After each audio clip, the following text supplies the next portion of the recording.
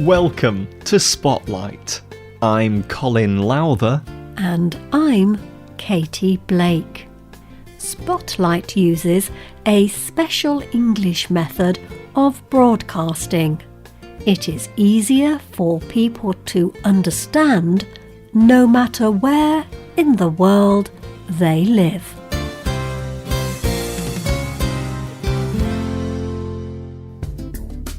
Ankit Talwar worked on the streets of Delhi, India.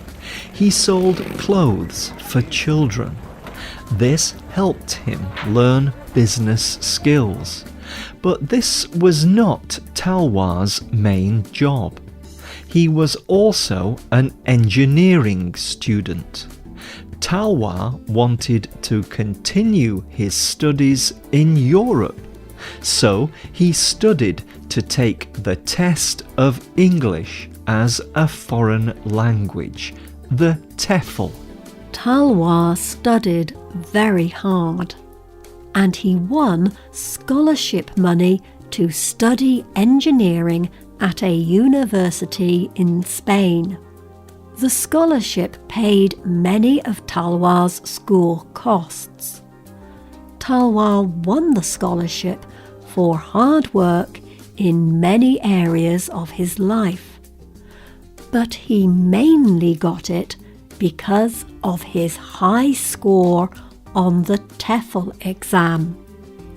Not all people do as well as Talwar on the TOEFL, but many people around the world take this test every year. Today's spotlight is on the TOEFL test.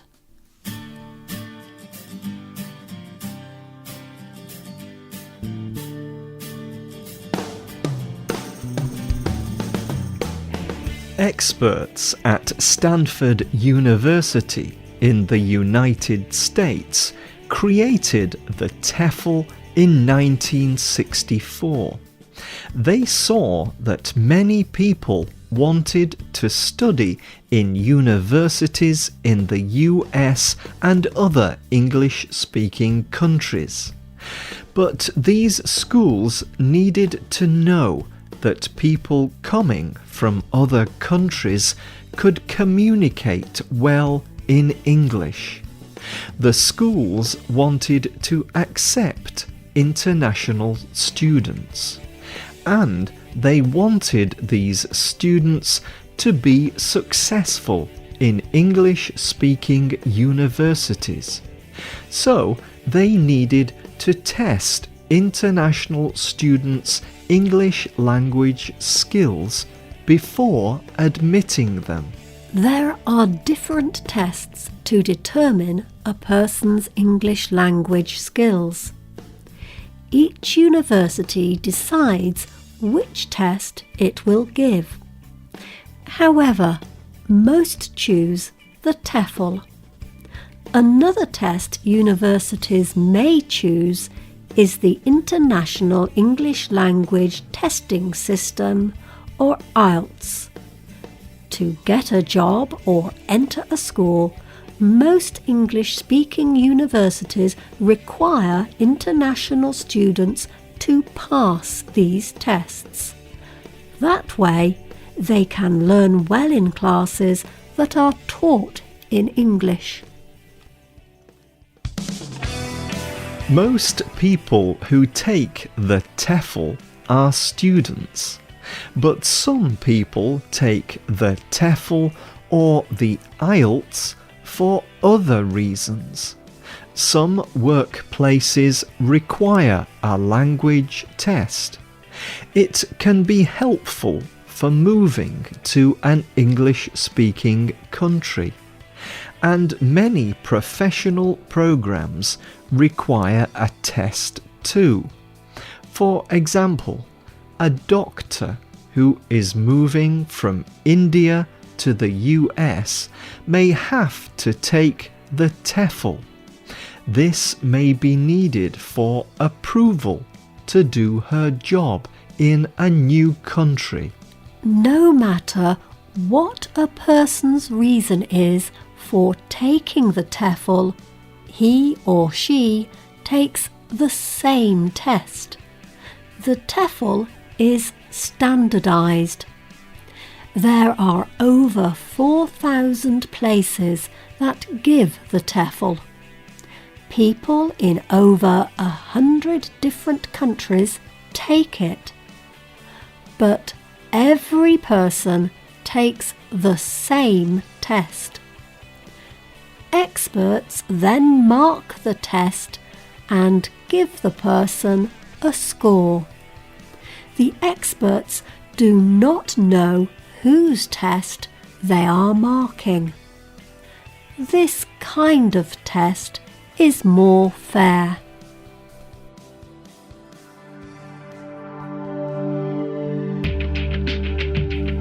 People taking the TOEFL must go to an official testing site to take the exam. They must pay to take the exam. They usually sit in a room at a small table or at a computer. The room may be very full of other people also taking the test. For many years, students took the TOEFL on paper. Sometimes people still take the TOEFL this way. But since 2005, most people take the test on computers. The TOEFL looks at 4 different skills in English: reading, listening, speaking, and writing. Students read or listen. Then they answer questions about what they have read or heard. They must also record themselves speaking English. And they must write some longer essays in English. It usually takes about 4 hours to take the TOEFL. But people prepare for much longer than that. Madison is a student from Romania. She spent 6 months studying for the TOEFL. After the test, she was afraid that she did not do well. She tells her story about studying on the website urch.com. I needed to take an English test in order to study for a degree in the United Kingdom. I bought a TOEFL preparation book. I found this book very useful. I honestly could not have prepared without it.